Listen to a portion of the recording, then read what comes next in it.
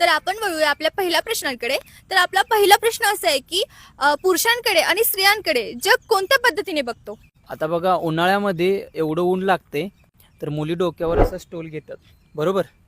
तेव्हा न्यूजवाले पेपरमध्ये काय छापतात, तापमानाने गाठला उच्चांक. आणि जर आम्ही पोरं तेवढ्या उन्हामध्ये चक्कर येऊन जर पडलो तर न्यूजवाले छापतात, तरुण पिढी नशेच्या आहारी.